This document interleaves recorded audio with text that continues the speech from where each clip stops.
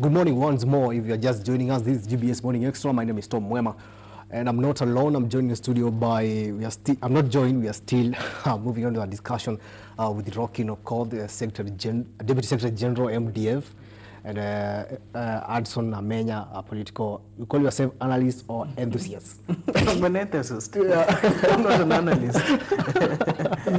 Okay, that is so good of you. Thank you so much, other gentlemen, for being with us. Remember, you can also join the conversation, hashtag GBS Morning Extra. That's on Twitter, on Facebook, and on Instagram. And of course, 21144, our SMS line is still on. I'll be sampling some of your comments as we continue the show. But now, there's an InfoTrack report, survey report that was released yesterday, indicating that 48% of Kenyans think that Uhuru presidency, that is Uhuru Kenyatta, the president, and the deputy president, Dr. William Ruto, are taking Kenya in the wrong direction.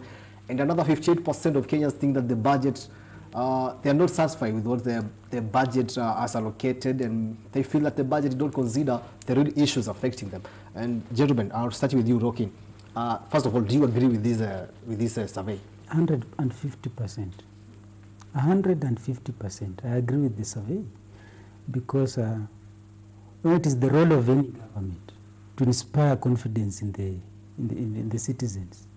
But if you reach a position whereby almost half of the population is not confident in the budget, and almost 58% of Kenyans claiming that they are not satisfied with the budget, then it raises eyebrows, because who is the government working for if not the citizens? And if the citizens are not comfortable with the government, then they have reasons as to why they are not comfortable.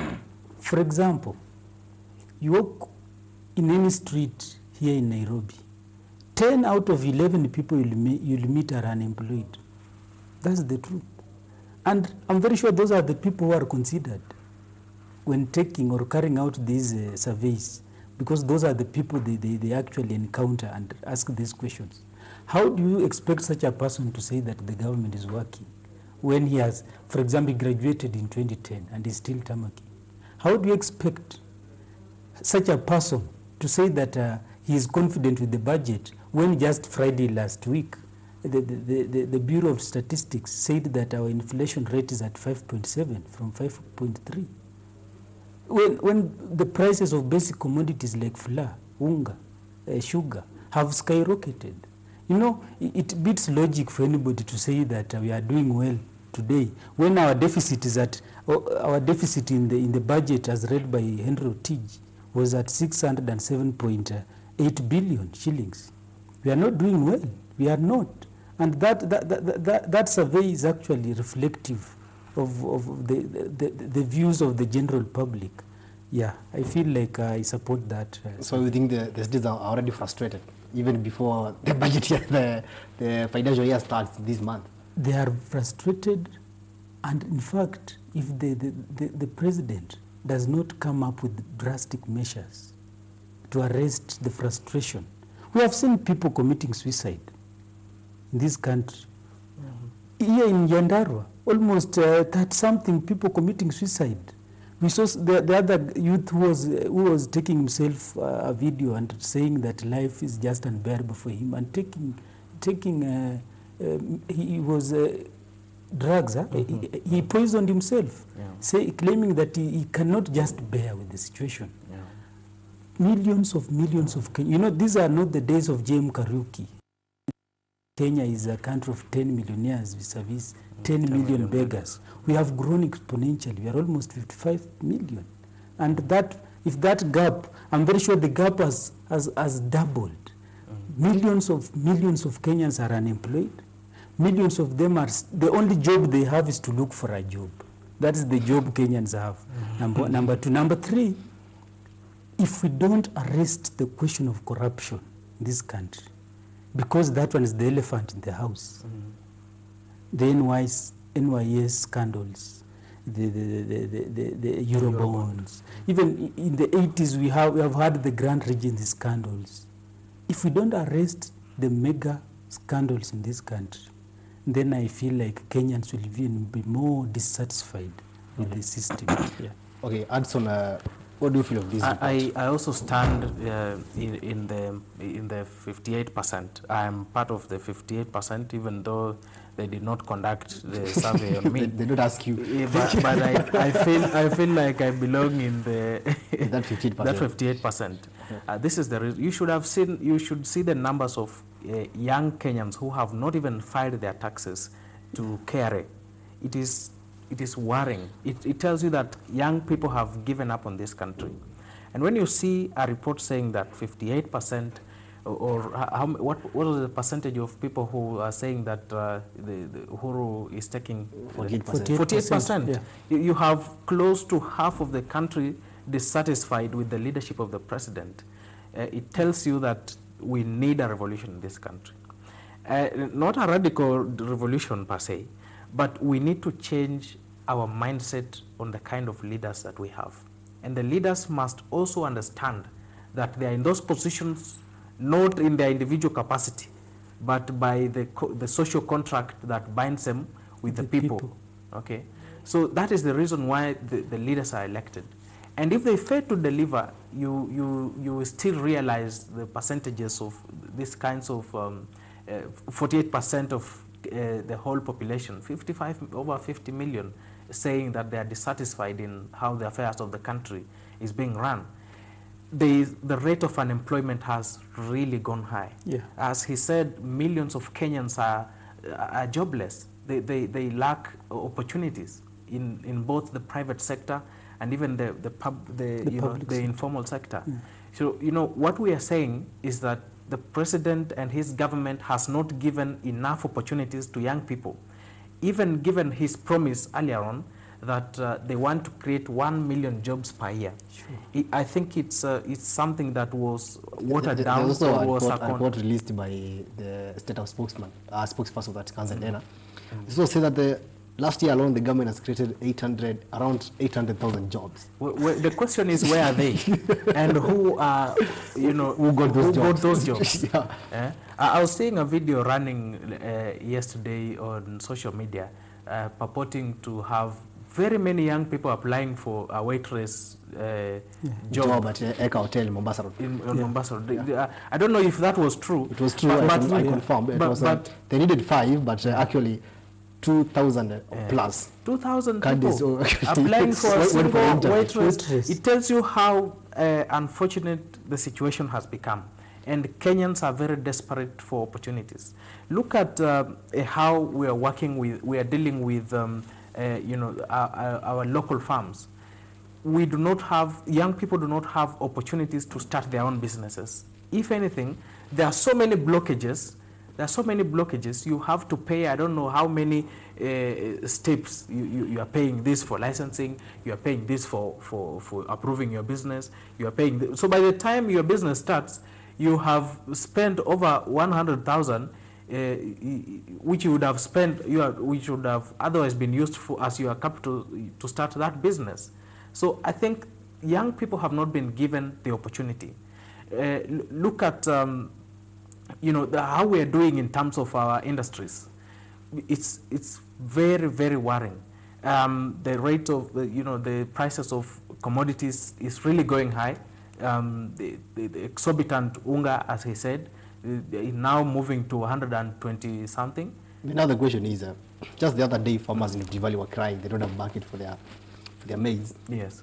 And now, barely 3 months down the line, now the manufacturers are saying they don't have maize. That's why the flour prices are going up.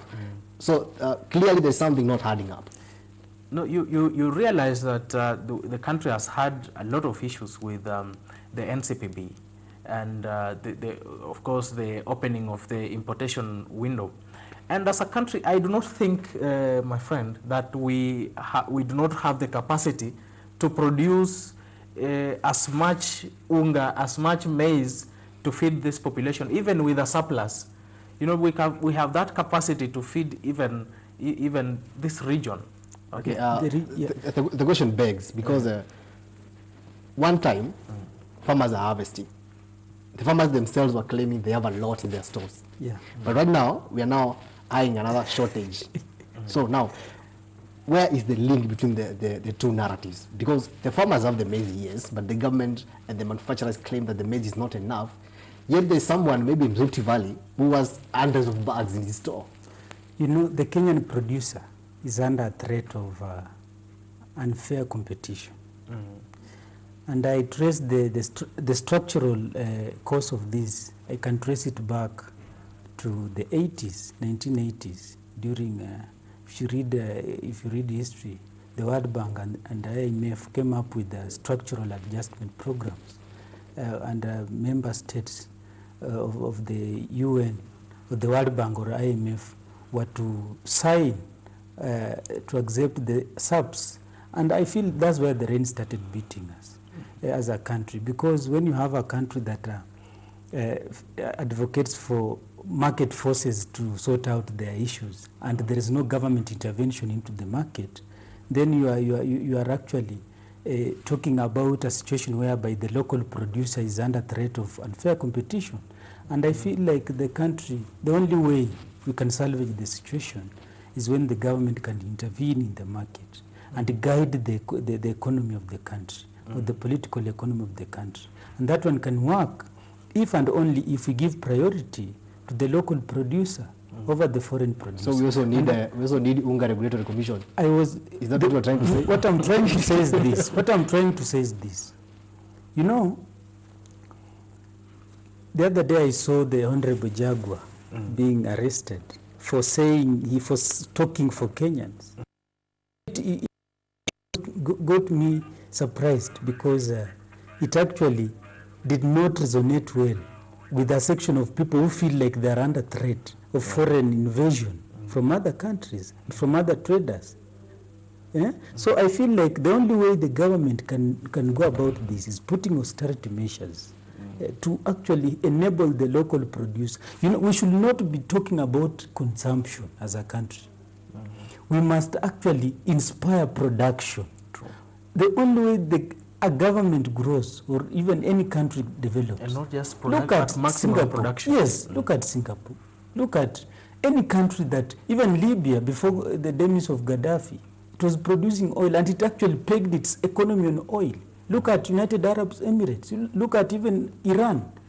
The economy is based on a single source of income, yes, but they maximize that income for the general benefit of the entire country. And they regulate. They put measures to make sure that they don't get any unfair competition from other countries that produce the same thing. So as a country, when we import maize, surely from Mexico, when we import sugar from Uganda, what are we telling Kenyans when we have people who are producing the same? That we are unable to surely But the question put is ourselves also being that it seems that the cost of production in Kenya is very high. Yeah. It's very high. Because there's no way a sugar can come all the way from Brazil, it reaches here, then a kg goes for around 60 shillings. Then another one from Mumias here, comes here, a kg is 100 Very plus. high. Whose problem is that? The government's problem. Yes, the government's problem. Okay, ask yourself why sugar in Tanzania costs cheaper, or the production cost in Tanzania or Uganda is cheaper than Kenya. Are we angels? What is happening in our country that we cannot be at the same level with Uganda or Tanzania? That one, the buck stops at the government. It must put in place measures to protect the producer, to make sure that the production cost is cheaper. And how do you do that?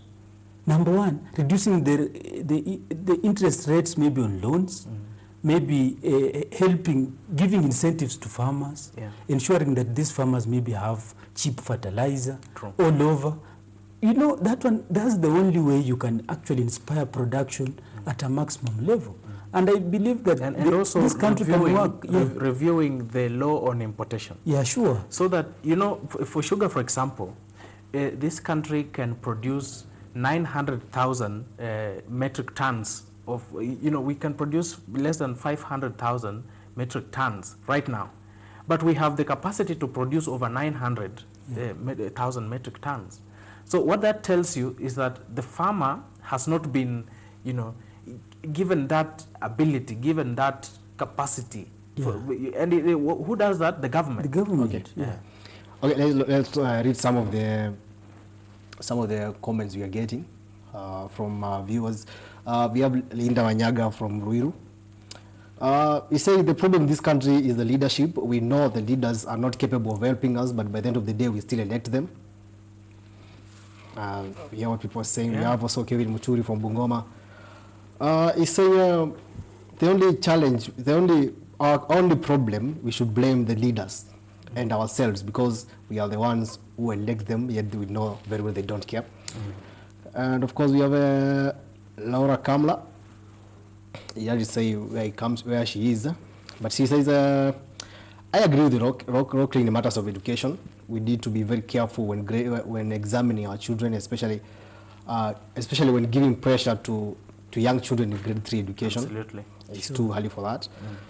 And then we also have Gloria Geresa from Thika. She's also saying it's really hard to believe that the leaders who promised us 1.2 jobs per year, they are now running in circles and subjecting us to kizungu mingi. It's very unfortunate. And of course, unfortunately, we are run out of time. So maybe if I've not read your comment, maybe tomorrow is another day. Just keep tweeting and keep sending your SMSs at 21144. And gentlemen, asante sana kwa kuja. I think we need to give our parting shots. Okay. 5 seconds only. It's okay. The report, the InfoTrack report also indicated that Jubilee Party is 40% popular than ODM's 20%, and Wipers 3%, and the other percentage is shared among the other parties. What I'm wondering is that Jubilee is, of course, it deserves to be the most popular, given that it's in parliament. It has majority in parliament. It has the president and the deputy president. Okay. But it also is a form of coalition of about 14 parties. So if we share that popularity within, you realize Jubilee is a single person. That's your opinion. The director is really screaming on my head. Okay. So maybe you are good? Yeah, maybe to just tell Kenyans that if the country can concentrate on the big four agenda, the manufacturing, especially manufacturing food and food security. That one will actually help Kenya a great deal. Thank you so much, Rockin Okot, for joining us this morning, Deputy Secretary General MDF, and political enthusiast. Hudson Amenya. Asante sana. And also, that's what we call a wrap at GBS Morning Extra, but we have sports coming up with my friend Kevin Nyariki giving us updates. And of course, it's not good news for Kenya's national team, Harambee Stars. Of course, he'll tell you what happened yesterday. I don't want to mention that. For now, have a good day.